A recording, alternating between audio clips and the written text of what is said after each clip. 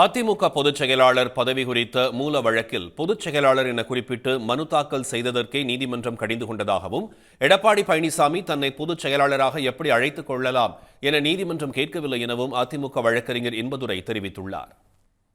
அண்ணன் எடப்பாடி பழனிசாமி அவர்களை அதிமுக பொதுச் செயலாளர் என்று அழைத்து மனு தாக்கல் செஞ்சுருக்கோம். அந்த மனு தவறு. ஏன்னா அந்த வழக்கினுடைய மூல வழக்கில் ஒருங்கிணைப்பாளர் திரு ஓ பன்னீர்செல்வம், இணை ஒருங்கிணைப்பாளர் எடப்பாடி பழனிசாமி அவர்கள். எனவே அவரை இணை ஒருங்கிணைப்பாளர் தான் நீங்கள் போட்டிருக்கணும் அப்படின்னு ஒரு வாதத்தை, டெக்னிக்கல் இஷ்யூ, அதை நீதிமன்றத்தில் இன்றைக்கி எடுத்து வச்சாங்க. இப்போ நீதிபதி கேட்டார், மூல வழக்கில் அவ்வாறு இருக்கும்போது நீங்கள் இப்படி தாக்கல் செய்கிற இடைக்கால அந்த மனுவில், புதிய மனுவில், இடையூட்டு மனுவில் அவ்வாறு தாக்கல் செய்ய இயலுமா என்று கேட்டான்.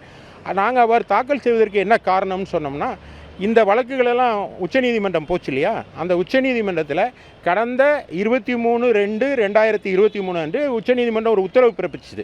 அந்த உத்தரவினுடைய 34வது பாராவில் ஒரு விஷயம் சொல்லியிருக்கு. என்ன சொல்லியிருக்குன்னா, அவர் ஒருங்கிணைப்பாளர், அண்ணன் ஓபிஎஸ் ஒருங்கிணைப்பாளர், அண்ணன் எடப்பாடி பழனிசாமி அவர்கள் இணை ஒருங்கிணைப்பாளர்னு அழைத்து கொண்டு இருப்பது, இன்னும் அழைத்து கொண்டிருப்பது ரியாலிட்டியை ரிஃப்ளெக்ட் பண்ணுற மாதிரி இல்லை, அதாவது உண்மையை பிரதிபலிப்பதாக இல்லை. ஏன்னா அப்படி இல்லைல்ல, இப்போ பொதுச் செயலாளர் பதவி வந்துருச்சு, ஒருங்கிணைப்பாளர் காலாவதி ஆயிடுச்சு அப்படின்னு சொல்லியிருக்காங்க. இதையெல்லாம் நாங்கள் சொன்னோம்.